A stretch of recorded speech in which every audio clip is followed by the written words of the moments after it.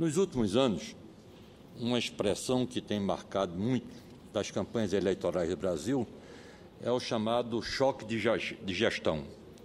É um guarda-chuva no qual são incluídas a melhoria na prestação de serviços públicos oferecidos à população e uma maior eficiência governamental no funcionamento da máquina pública. No entanto, diante dos protestos populares que tomaram as ruas do Brasil há quase um ano, creio que nós realmente precisamos de um choque de esperança.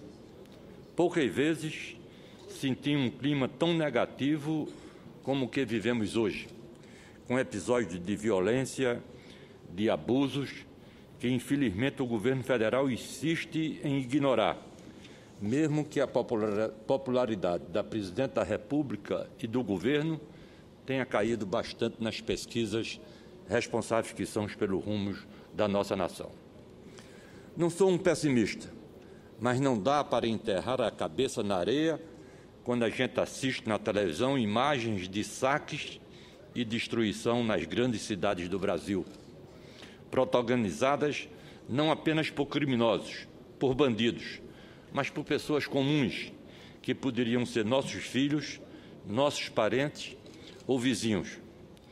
Não dá para afirmar, senhor presidente, que está tudo bem quando vemos crimes hediondos pululando o país afora, contra crianças, idosos, mulheres, todos vítimas indefesas de agressores individuais e coletivos. Não dá para afirmar que está tudo bem quando a população busca fazer justiça com as próprias mãos, atuando como polícia, júri e carrasco. Algo de muito ruim, de muito grave, está encontrando terreno propício para ficar suas raízes venenosas no Brasil. Não estou aqui dizendo que a maldade, a perversidade e a sordidez sejam fenômenos novos, surgidos só agora. Mas a história mostra que esses aspectos aterrorizantes da humanidade crescem em momentos de crise e desalento, que representam um terreno propício para o surgimento de episódios que jogam por terra qualquer resquício de civilização. Como bem registrou recentemente a jornalista Dora Kramer, na sua coluna do jornal O Estado de São Paulo, republicada em vários outros estados do Brasil, abre aspas, o país está violento, intolerante, raivoso, necessitando urgentemente de um poder moderador, pacificador, cuja tarefa se inicia pela retomada de valores como legalidade, compromisso com a verdade, probidade, civilidade e respeito ao contraditório. Fecha aspas. É tudo, senhor presidente, é tudo que o Brasil não tem hoje. Nenhum desses pressupostos, nenhum desses enunciados hoje vive na realidade nacional. O cineasta, jornalista e pensador Arnaldo Jabor, também articulista do Estadão e do Globo, e reproduzido por vários outros jornais, expôs sua avaliação dessa quadra pela qual passa o Brasil num artigo intitulado O Pós-Miséria. Vou reproduzir trechos desse texto que pode sugerir algum pessimismo, mas que levanta questões que não podem ser ignoradas ou jogadas para debaixo do tapete. Abre aspas. Ficou-me claro que aqui já vivemos um pós-miséria, incurável, africanizada. A miséria se aprofundou. A miséria das ruas e dos desvalidos, do crack, do abandono, deriva-se da impotência das instituições e vice-versa. São duas misérias interagindo, acopladas, a ativa política e a passiva os desgraçados, criadores e criaturas. Fecha aspas. A brutalidade está atingindo o país de forma inédita. O subsolo das manifestações de classe média é a violência primitiva dos lupins que está aparecendo, no mesmo registro das donas de casa que protestam contra a caristia ou de jovens contra a Copa. Matam-se pessoas por nada, linchamentos, privadas voadoras, cadáveres cortados a peixeiradas e costuradas ao sol com pinos de guarda-chuva. Estamos entrando numa pós-violência e no pós-miséria. Eis a minha tese.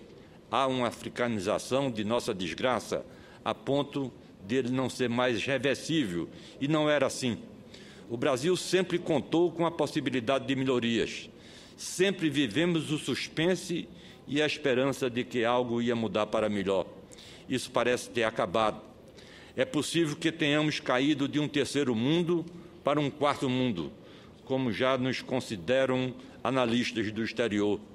O quarto mundo é a paralisação das possibilidades.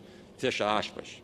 Senhoras senadoras, senhores senadores, vou aqui dizer algo que desagradará, com certeza, o partido que está à frente da presidência da República. O PT é o principal responsável por esse estado de coisas no Brasil. Afinal de contas, quem mais propagou a máxima de nós contra eles, quem mais propagou a máxima do nós contra eles? Quem esculhamba as elites ao mesmo tempo em que recebe doações milionárias dos mesmos representantes dessa elite? Quem corrompe a gestão, antes eficiente e proba, das empresas públicas para arrecadar dinheiro por meios tortos e ilegais, destinado a manipular votos do Parlamento brasileiro ou fazer caixa para a campanha? Quem semeia o ódio e os ataques aos adversários por meio das redes sociais e de um aparato fascista travestido de esquerda, financiado por verbas publicitárias governamentais?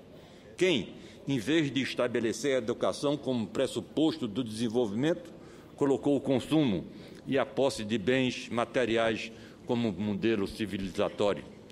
Quem deixou de lado o apoio ao transporte coletivo para incentivar o transporte individual, sufocando as cidades brasileiras num nível desumano?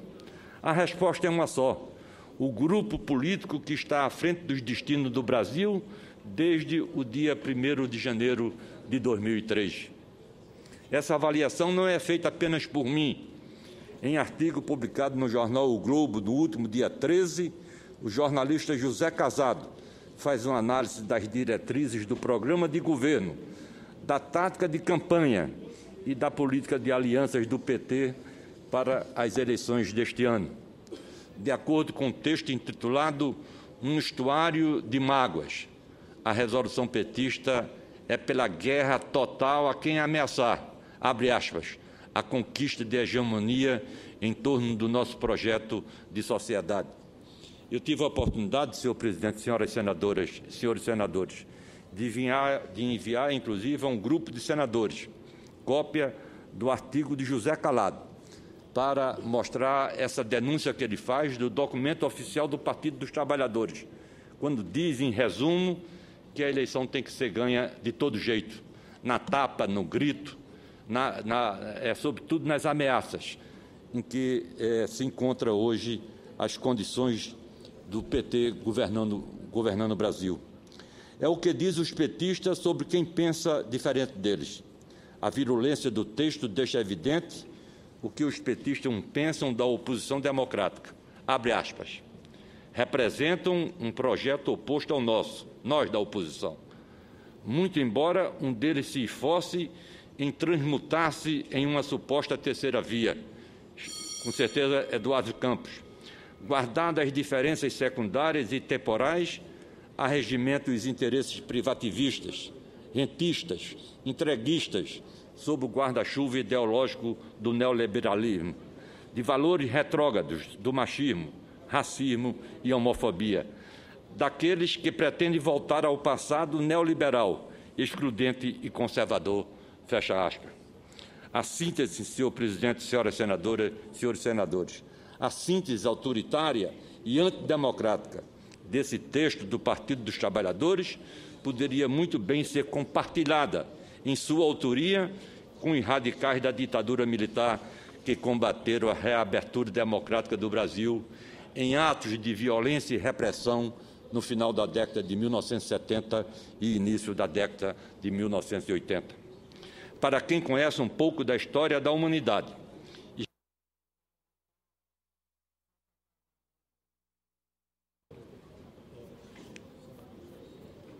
para quem conhece um pouco da história da humanidade, especialmente daquela que ocorreu no século XX.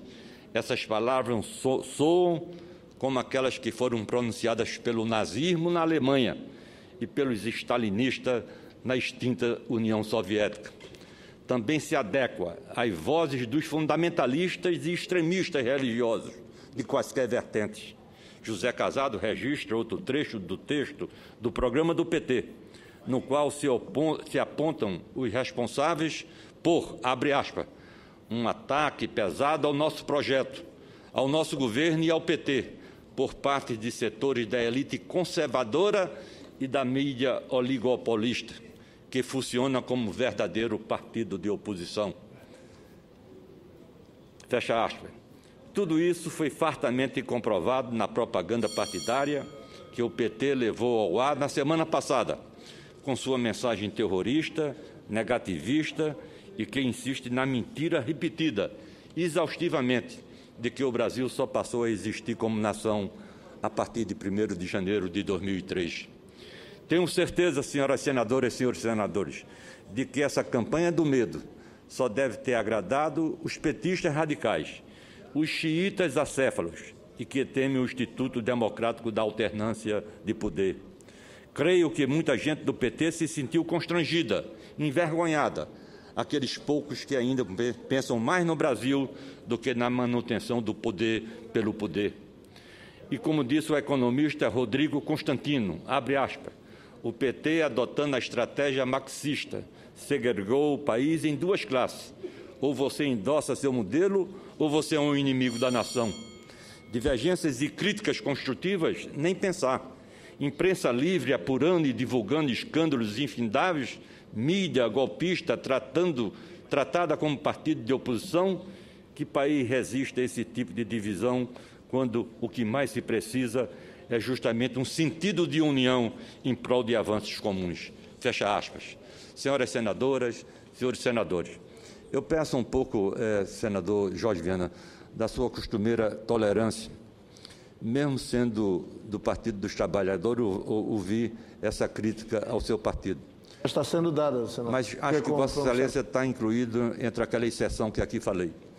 Não sou um dos fãs do senhor Carlos Augusto Montenegro, do Ibope, mas não posso fazer ouvidos moucos a muitas das análises que ele fez em entrevista à jornalista Sônia Reis, do Estadão. Montenegro afirmou que se o voto não fosse obrigatório no Brasil, 60% da população não compareceria às urnas. São números próximos do levantamento realizado pelo Instituto Datafolha, ligado ao jornal Folha de São Paulo. É verdade que cresce assustadoramente o descrédito nas instituições. Com diferença de poucos pontos percentuais, os jovens, entre 16 e 24 anos, e os homens e mulheres maduros, de 45 a 50 anos, têm percentuais próximos de repúdio ao voto obrigatório, com 58% e 61%, respectivamente. A representatividade está em baixa no Brasil, quer seja aqui no Congresso Nacional, quer seja no Sindicato dos Trabalhadores.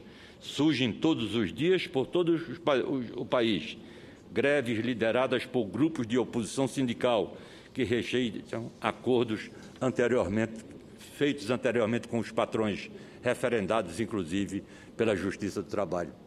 Eu vou abrir aqui, senhor presidente, se Vossa Excelência me permite, um parênteses, para informar que o país passa um momento tão grave, tão sério, tão contundente, tão assustador, que agora se desencadeia um movimento de greve da polícia.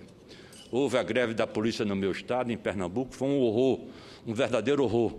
E agora se anuncia greve novamente de polícia em outros estados da federação. Isso tem que ser proibido.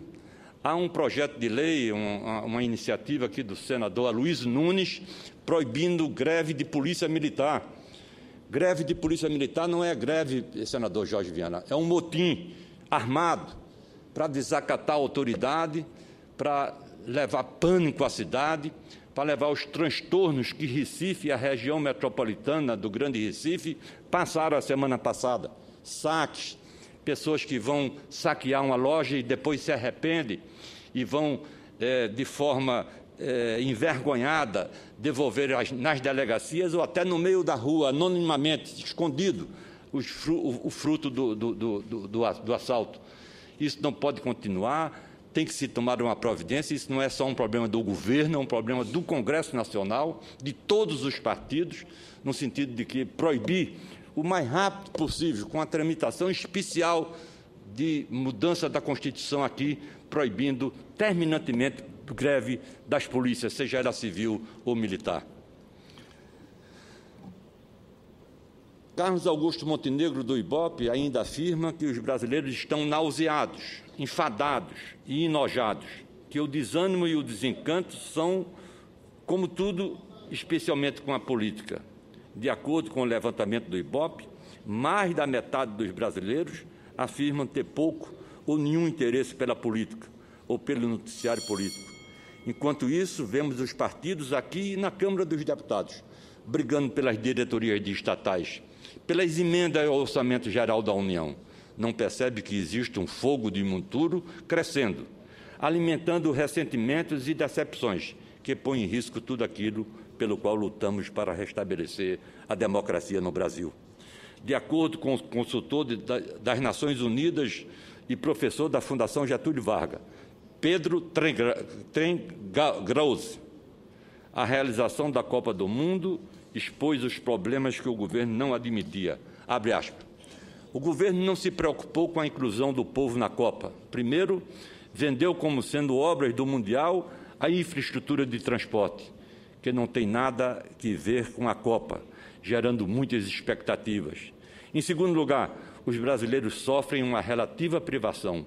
Pouquíssimos têm ingressos para as partidas. Eles não participam da festa. O governo prometeu demais e entregou de menos. A consequência é um clima de desânimo, de frustração. Fecha aspas. Senhoras senadores, senhoras senadoras, senhores senadores, é por todo esse estado de coisas que acho que o Brasil precisa de um choque de esperança. Esse combustível tão necessário à política, à própria vida, que estimula as pessoas a continuar lutando por um futuro melhor, mesmo quando todas as circunstâncias do momento apontam para algo de muito ruim. O próximo presidente da República, que tenho certeza sairá dos quadros da oposição, não terá vida fácil. Terá que enfrentar bombas de efeito retardado deixadas pelo atual governo. Terá que devolver a administração pública do Brasil aos brasileiros e às brasileiras, desmantelando o aparelhamento das estatais, das agências públicas e das instituições. Estou finalizando, senhor presidente. Mas, acima de tudo, o nosso presidente da República terá que devolver a todo o povo do Brasil a opção de construir algo novo e inspirador, de forma coletiva, sem sectarismo, sem perseguições e sem falsos e messiânicos salvadores da pátria. Essa transformação passa por um maciço investimento em educação, uma educação pública em tempo integral e de qualidade, especialmente no ensino fundamental, que permita a todos os brasileiros ter a convicção de que não é uma babaquice desejar que o metrô os deixe na porta de um grande estádio de futebol ou no centro da cidade onde trabalha. Era o que tinha a dizer, senhor presidente, agradecendo a Vossa Excelência mais uma vez a sua benevolência, a sua tolerância e, sobretudo, a sua elegância de parlamentar. Muito obrigado.